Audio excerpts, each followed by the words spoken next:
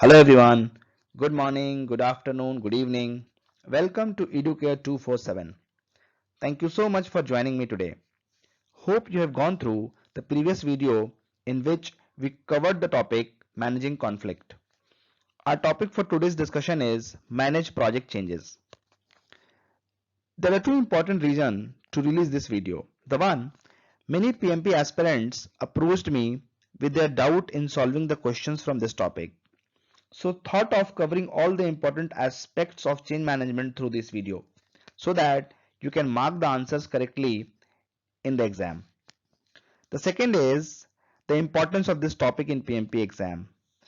Please mark my word, there will be around 15 to 20 questions will be asked from this topic. When I appeared in exam last year, there were around 20 to 25 questions asked from this topic. As per the new content outlined by PMI, this topic is listed under process domain. Please watch till the end to get very useful insight about change management process. Also, don't forget to subscribe our channel for upcoming useful videos and updates on PMP exam. Let's get started. We'll start with the important aspect of the change request. Then we will talk about what are the different types of changes. Then we will move to the topic change management process, and this will be applicable both for predictive and agile methodology. The fourth topic we will discuss is change management strategy, and at the last we will see some of the sample questions.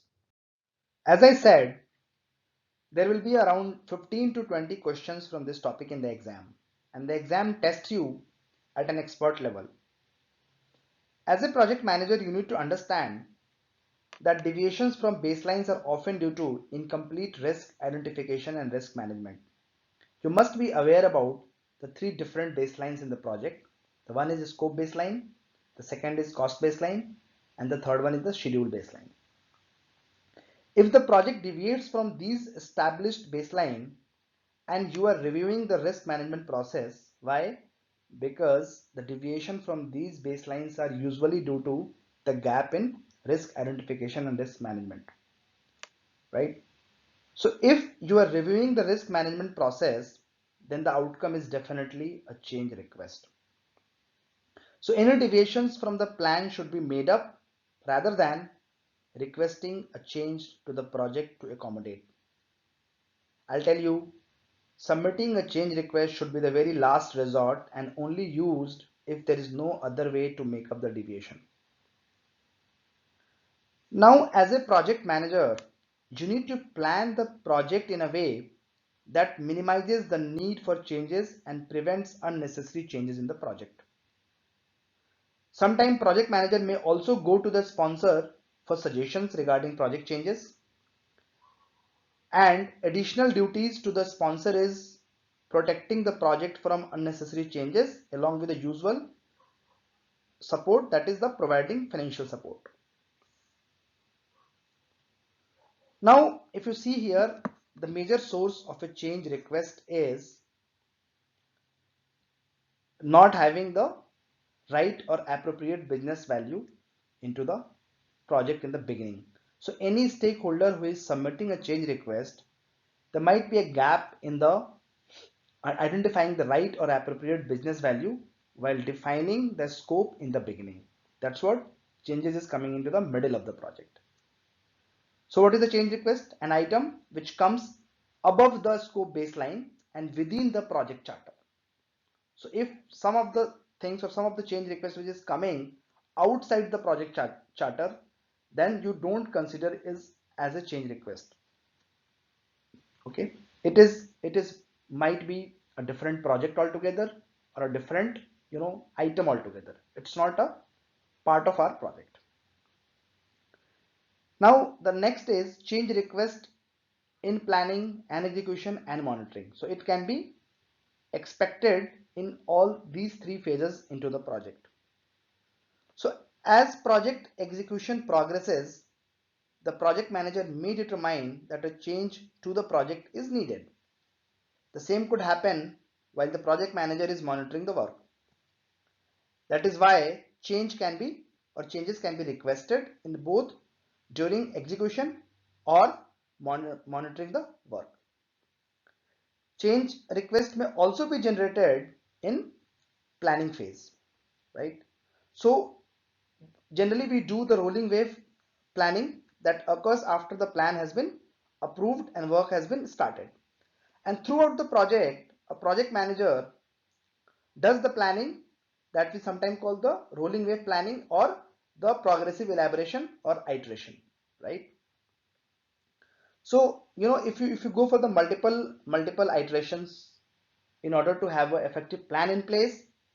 And why we do this? Because as project progresses, we have more information available to have the effective plan in place. So as a result, we'll need a change request, or we come up with a change request, and that is a requirement for update in the project management plan and the project documents. In agile environment, let's say we are following a scrum framework in the project and we have a time box for a month in which we have planned few items to develop. Let's say we are working in a software development project and we go in the mid-sprint demo. So let's say after 15 days of development, we go to the client for a demo. Whatever we have developed so far, that we have to show to the client and we have to get the feedback. So sometime in early feedback session, we may get a change request from customer. So that we also need to accommodate. If it is a small change, it depends what is the bandwidth available in order to the available resources or the available capacity. So definitely the change is going to change your plan as well as your project documents. No matter how well you plan a project, there will always be changes, and the three main categories of change requests are: the first one is corrective action, preventive action, and defect repair. A corrective action is any action taken to bring expected future project performance in line with the project management plan. So corrective action involves dealing with actual deviations from the performance measurement baseline, that is scope, schedule, and cost baseline or other metrics, right? So deviations has already occurred and you are going to correct with a change request and you're going to align the gap with a project management plan. That's we call corrective action. In contrast, the preventive action means dealing with anticipated or possible deviations from the performance measurement baseline, that is the scope, cost, and schedule baseline or other metrics, right? So knowing when preventive action is needed, it requires more experience than calculation, because you are evaluating trends in the measurement analysis and anticipating that if they continue, they could lead to deviation from the performance measurement baseline or other metrics. Some of the examples of preventive actions are, let's say you are adjusting a project to prevent the same problem from occurring again later in the project. Let's say one problem occurred in the middle of the project and you don't want that happen again in the project in the future, right? Next example is basically changing a resource because the resource last activity nearly failed to meet its acceptance criteria or the criteria defined by customer. Another example is arranging for team members to gain training in certain area because there is no one with the necessary skills to back up a team member who may unexpectedly get sick, right? So these are some of the preventive actions that you take in order to align your possible deviations with the project management plan or with the set baseline, right? Defect repair is a kind of rework. Many times you have heard the quality analyst in the software development project, they test the application and create some of the bugs which they find during the testing, right? Now all these three, corrective action, preventive action, and defect repair, these should be reviewed if it comes as a change request and approved or rejected or kept on a hold as a part of integrated change control. This is the most important topic of change management chapter. We need to understand the flow for handling change when any change request comes or raised by any of the stakeholder. Let me repeat that around 10 to 15 questions will be asked alone from this topic in the PMP exam. Now let's understand the flow. The first step is identify the need for a change. Changes can come from the project manager themselves as a result of measurement against the performance measurement baseline, such as scope, schedule, or cost baseline. Or it can come from a sponsor, it can come from a customer, a team member, or any other stakeholder. The project manager should actively look for a change from all these sources, because discovery of a change early in the project will decrease the impact of a change. Right. The next is impact analysis within constraint. This step is all about evaluating the impact of the change within the same constraint. If, let's say, as an example, if it is a scope change, how it will affect the rest of the scope of the project. Let's say if it is a schedule change, then how it will affect the rest of the schedule of the project. Right. The next is create a formal change request. It's a very simple step and very important. Whenever a change request comes, after the basic analysis on the constraint, we have to create a formal change request. We have to document it. So if you see the full process, the entire process we call change management process. And if you see only this part, this we call ICC, integrated change control. Because after documentation, after the change request documentation, our actual process starts of integrating the change into the project. That's what we will call integrated change control. In that, the first step is assess the change. This is very important step. If the change does not fall within the project charter, it should not be a change for your project, right? So if you see here, change fall outside the project charter, the flow stops here, because this is not a change request. We should not consider this as a change request. If change fall within the project charter, then we should consider the change request as a, or within the scope, and then we will consider this as a change request. Now the next step is identify options. So before that, we should do the other assessment as well. Let's say, what is the benefit of the change? For that, we might need to do the cost benefit analysis. We need to check the impact on other constraints such as quality, resource, risk, customer satisfaction, right? After that, we should look for the options by which we can accommodate the change. So there are many options available, such as we can crash the schedule, we can do the crashing, we can go for the fast tracking, in which we can do some parallel activity along with your ongoing task, right? So if you are working in an agile environment, let's say we are following a scrum framework in a project, and it is a time boxed for a month. So each sprint, let's say, have 1 month period in which we have to complete a set of tasks, and in the middle of the month we get a change request. So how it will be managed, how we can look for the options? In that case, we have to remove some of the existing tasks from the monthly plan task, and we have to include this as change request. So like that, we have to think about the options as per the different methodology in the project. Now the next step is decide on change request or send it to the change control board for decision making. So CCB is basically, let me explain this in very detail. So project manager role might be to facilitate decision about the certain changes rather than actually making the decisions on the change request, because project manager might not have enough knowledge or expertise to analyze the change request.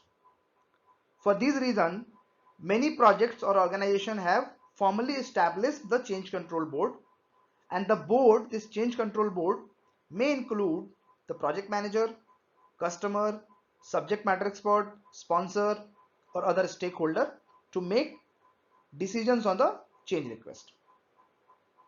In exam, you assume that most of the projects have change control board, and the exception is with the change driven projects, or you can say the adaptive framework or the iterative model of the project development life cycle. Okay, such as an example I have taken, let's say we are having a scrum framework and a project is running under that. In that case, there is no change control board, we have a self-organizing team. If any change request comes, team itself or team themselves decide by discussing whether the change can be taken or not. If the change is going to be accommodated, then definitely some of the items from the time boxed sprint can be taken out and change can be taken in, and accordingly change can be accommodated. Okay, so the change control board, basically they can do the three activity. Let me just write it here. CCB can either approve the change, okay, either they can reject the change, or either they can defer the change, or they can put it on hold. Maybe the change can be accommodated later on into the project, right? Whatever decision the CCB will make, accordingly we have to plan the change for execution. If it is approved, it will go for the execution, but before that, whatever the decision that change control board will take, we have to record into the change log. So update the status of that change into change log. That's the last step we have to follow before going into the execution. Now let's discuss about change management strategy. The strategy is basically, in the beginning we have to use to formalize the change management process. So this part I have listed the strategy for the predictive model, and this side I have listed the strategy for agile or hybrid model. So if you see here, the first step is, or the first strategy is, we should look for the change control procedure.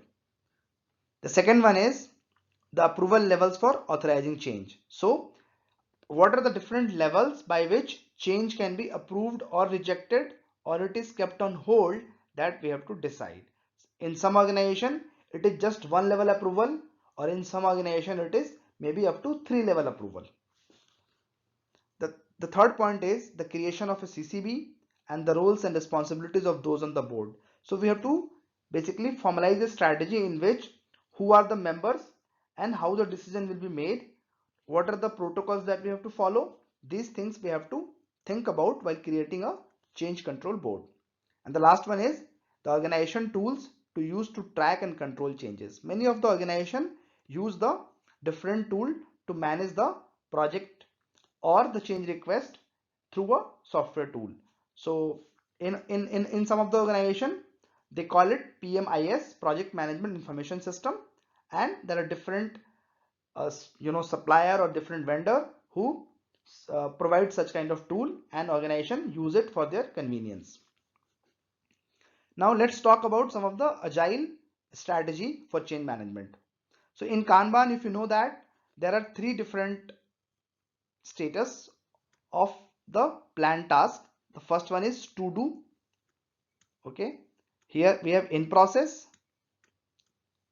and here we have closed, right? So if you are going to put a change request into this particular board, then what will happen?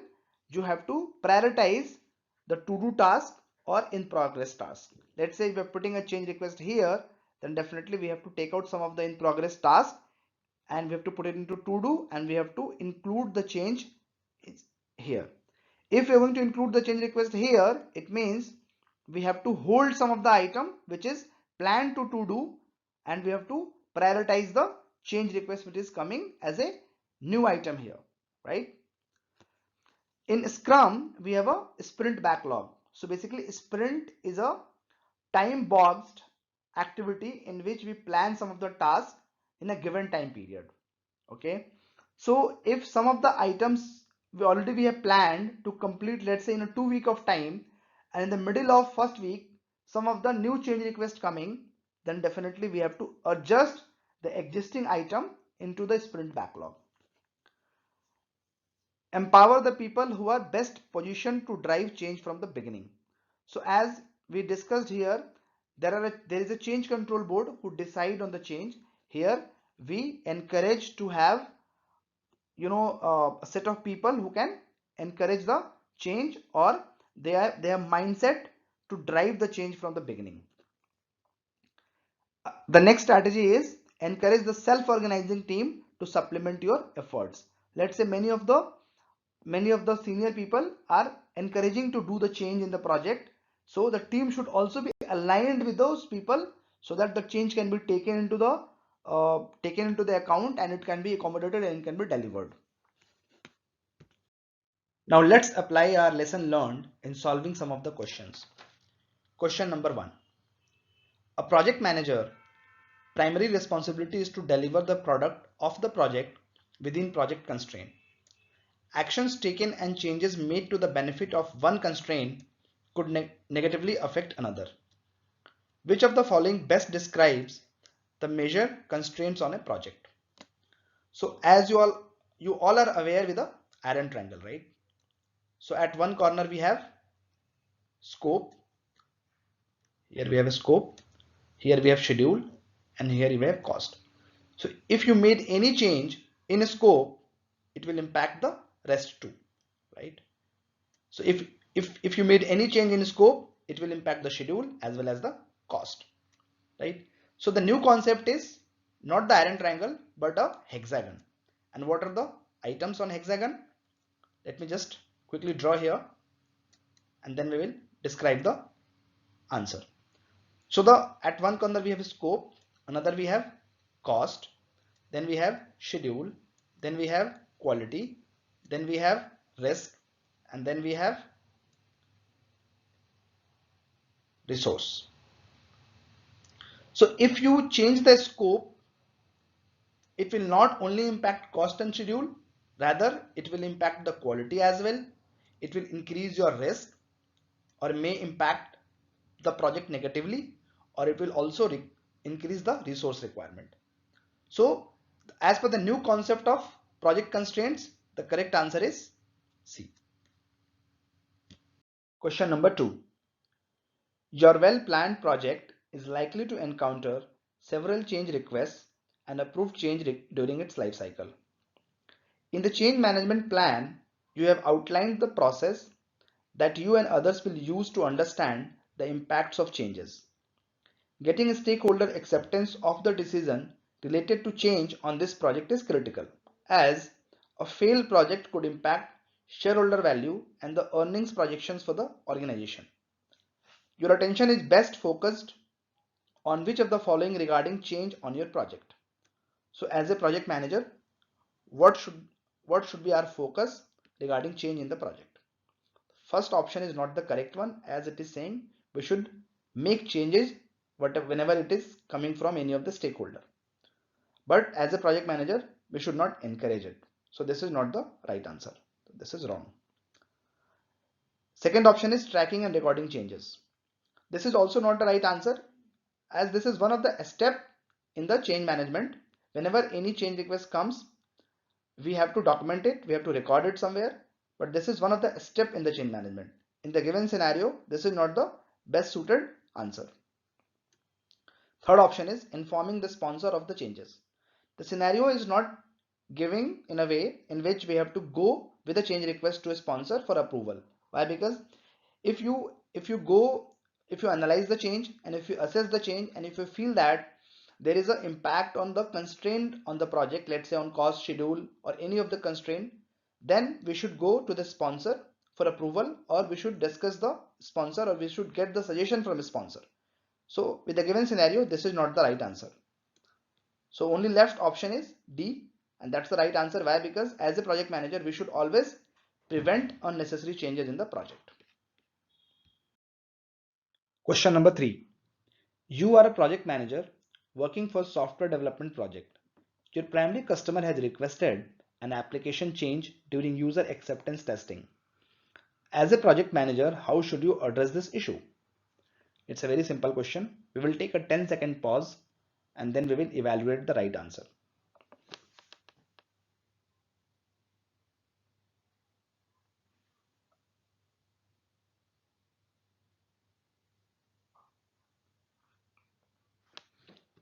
Okay, so if you compare this question with our flow that we have discussed, the first option is, or the first step is, whenever a change comes from a stakeholder, we should always record it, we should document it, and we should create a formal change request, right? The second step is we should assess the change and we should try to compare with our project charter and the project scope. The third step is we should look for the options such as crashing, fast tracking, or any other options, right? And then we should send the change request to change control board or a sponsor or any higher authority for the approval, rejection on any or whatever the status will be. And then at the last, we should record the change into change log, right? This is the flow. If you compare it, we are at the first step. We just got a change request from a user, from a customer during the user acceptance testing. So this change is nowhere recorded yet. So first step is we should create a formal change request. So B is the right answer for it.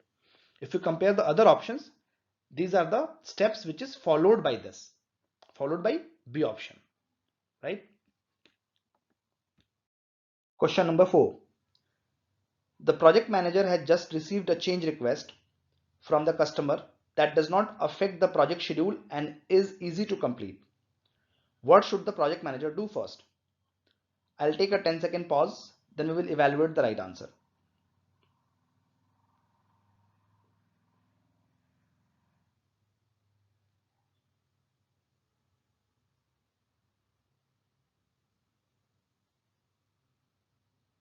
Okay, so if you compare this question with our flow that we have discussed, I'll again repeat the flow. The first step is whenever a change request comes from a stakeholder, they should be recorded, they should be documented, a change request, a formal change request should be created. First step. The second step is we should assess the change. We should evaluate whether any impact on the constraint on the project. The third step is we should look for the options such as crashing, fast tracking. Then we should send the change to the CCB or change control board for approval or for any other status. And the last step is we should record the change into the change log, correct? If you see here in the question it is given, it does not affect the project schedule. It means the change request already recorded into the document and assessment has been done. So one of the constraint is schedule constraint. For that there is no impact. But what about the other constraint? What about the cost? What about the quality? What about the resource? So we must evaluate the other constraint along with the schedule. So if you see the options, the right answer is D. As we have already evaluated the constraint or impact on the constraint, so we should check the impacts on other project constraints along with the schedule. If you see the other options, it is not right. Why? Because the first option says make the change happen as soon as possible. This is absolutely wrong. Contact the project sponsor for permission. This is the fourth step, right? Go to the change control board. This is again a fourth step, right? So D is the right answer. Question number 5. The client demands changes to the product specification that will add only 2 weeks to the critical path. Which of the following is the best thing for the project manager to do? I'll take 10 seconds pause and then we will evaluate the right answer.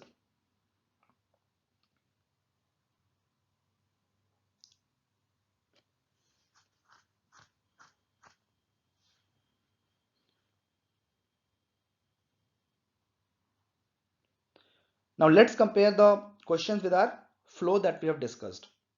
So the first thing is whenever change request comes, we should document it, we should create a formal change request.